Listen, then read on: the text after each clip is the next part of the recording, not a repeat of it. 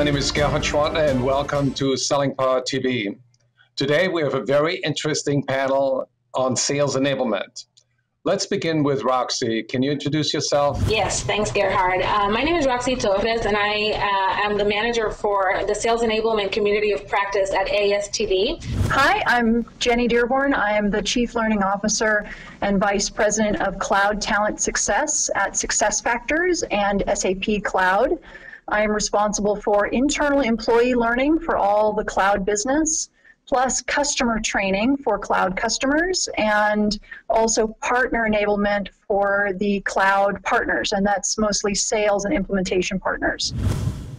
Hi, I'm Groth, and I've been at Microsoft for about 19 years, and most of the time I've been focused on sales enablement. Never held the title, but that's what my career's been focused on.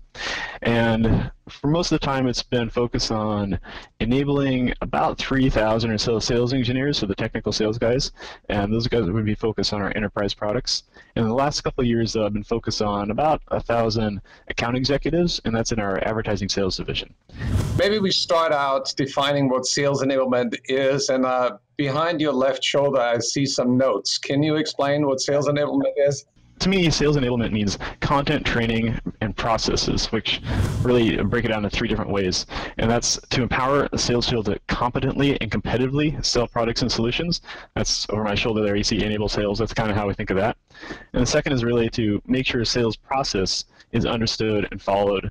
So sales guys have a reason to follow the sales process, and they're getting some benefit from it. And then the third is that marketing and content process are aligned with sales.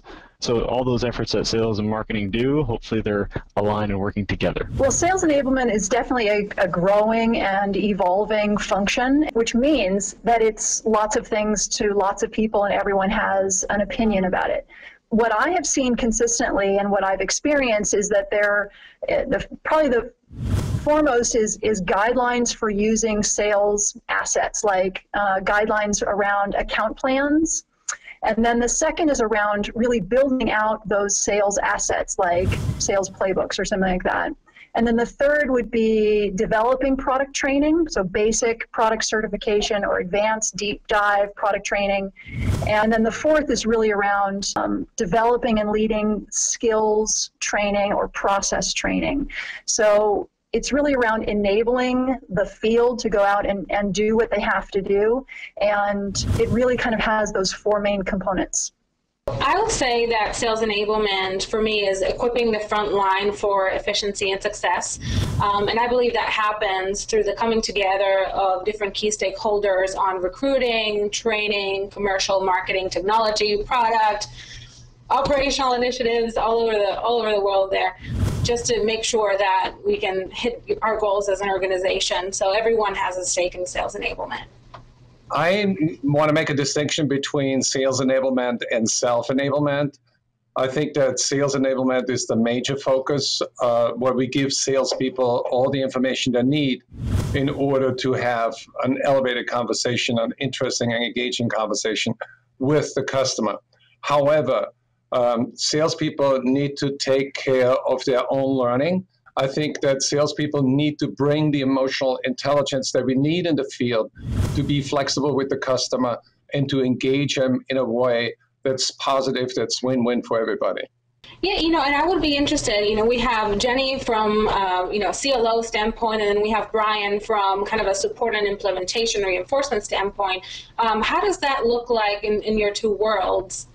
Yeah, most of my conversations with my executive clients are around ownership.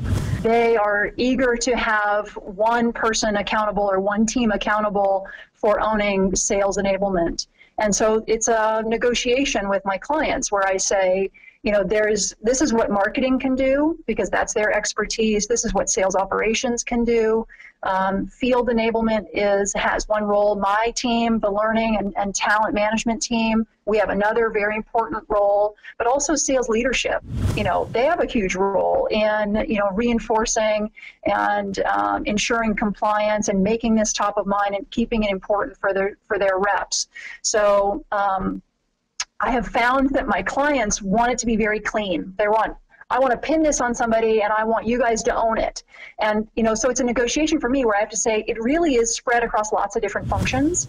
And I can be the chief sort of lead of driving this cross-functional enablement process. But it really takes a lot of people coming together, a lot of people on the bus to make it really successful. And so my clients, that's a little, it's not the answer that they want to hear, because they just want to, sort of check the box. You own enablement, go make it happen. I'm like, no, it really is very, very collaborative. So it takes an entire village to raise a healthy salesperson. Absolutely, absolutely. And exactly what you said before, where there's a lot of self-accountability. I mean, I think that's true across all learning and enablement programs, but especially in sales, they absolutely have to be self-motivated because there's so much pressure on them. They have to have that internal fire to go through and do the enablement exercise, because a lot of them are virtual. And they don't get the oversight that they would as in other functions.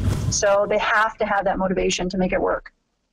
Thank you. Jenny, I'll add on to that for you, because I think you nailed kind of the crux of the challenges sometimes, is that sales enablement often cuts across different functions, or actually probably always cuts across different functions, whether it's the training or the marketing or product coming out with new things.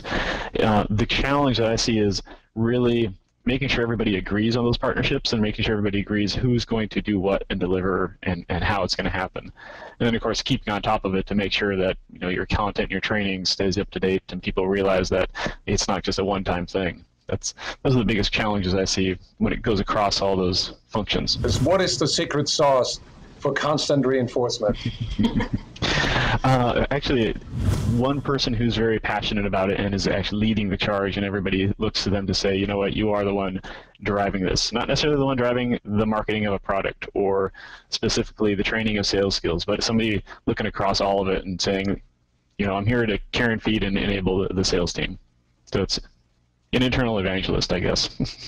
The internal evangelist, I think, can sit in any one of those functions. It's a person, an executive with the charisma and the credibility to pull together that cross-functional team across sales operations, marketing, field enablement, sales leadership, learning, HR. All these teams need to come together. And so it really could be anyone, but I would say whoever that leader is, they need to be able to they need to have some time in sales and be able to really empathize, but also be very metrics driven, because so much of sales success is around the data and the analytics and the metrics, and being able to drive that accountability on those scorecards is absolutely essential, because it's a lot of different pieces moving in different directions, and that's one of the biggest challenges is there's just so much, and so you really need someone who's super comfortable with running a tight ship from a data and analytics perspective to be successful.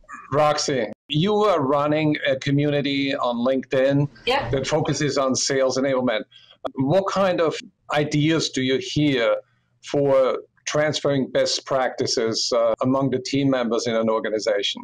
One of the challenges that I see more often is folks in the training L&D space that really don't have enough functional knowledge in sales, and how to make them be credible and how to make them induce behavior that sticks across the sales organization. And on the flip side, you have the folks that come from sales management that perhaps don't have the delivery skills to make it stick either. So the biggest best practice sharing is when you get the leaders of each key department together and agree on the strategy and work top down from there. So you might need L&D, you might need marketing, you might need operations, perhaps technology, of course sales leadership, and then on. I just want to jump in and agree with that. I think that's the biggest weakness in learning and development is people don't have expertise in sales, which is why typically sales enablement doesn't sit in the learning function, right? Because, number one, you have to have that credibility with your executive clients. And if they think, you don't know what they're talking about, you don't have empathy, you haven't been there, you haven't carried a bag, then that responsibility is not going to come to you. Right. Similar with from the product point of view is if you're training the sales team on a new product or an updated product, if it's the product managers given the the presentation, that, you know, explaining the product, that's probably great. And, you know, there's a subject matter expert, people know to turn to them, but at the same time, you know, they can't be on the road all the time, and they might not be good at presenting. They might not be a good trainer. And somebody that has all of those skills, somebody who has L&D experience and, you know, has been in the field and you know, they're golden. Oh my God, they write their own ticket. Those are incredibly valuable people to have on your team. Where does one find that golden nugget?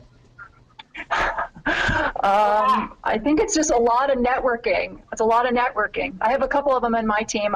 I've carried a bag, but it's rare. And even, you know, getting the recruiting part of HR involved, you know, giving them the tools to identify people like that and attract them to the organization might be helpful as well. Brian, when I look over your shoulder, land the sales process, how do you know that a sales process is obsolete?